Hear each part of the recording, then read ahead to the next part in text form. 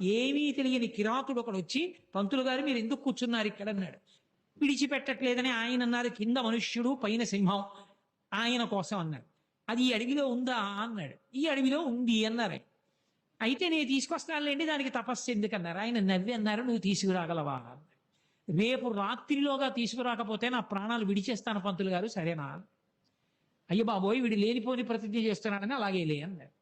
ఇక ఆ కిరాతుడు అరణ్యంలో తిరుగుతూ నరసింహం, కింద నరుడు పైన సింహం, కింద నరుడు పైన సింహం అంటూ చూస్తున్నాడు అడివంతా. మరునాడు సాయంకాలం ప్రదోష వేళ అయిపోయింది, కనపడలేదు. అక్కడ బ్రాహ్మణుడికి మాట ఇచ్చాను, తీసుకెళ్ళలేకపోయానని చెప్పి చెట్టు తీగలు తెచ్చి ఉరితాడు పోసుకుందామని చెట్టు కొమ్మకి ఉరి పోసుకుంటున్నాడు. నరసింహస్వామి వారు ఆవిర్భవించి వచ్చి దర్శనమిచ్చారు. ఓసి దిక్కుమాలిన మృగమా, ఇంతసేపటి నుంచి వెతుకుతున్నానా, బ్రాహ్మణుడికి చూపిస్తానని ఎక్కడ దాక్కున్నావే అని చేతిలో ఉన్న తీగలు చేసి నరసింహస్వామిని కట్టి ఈడ్చుకొచ్చాడు.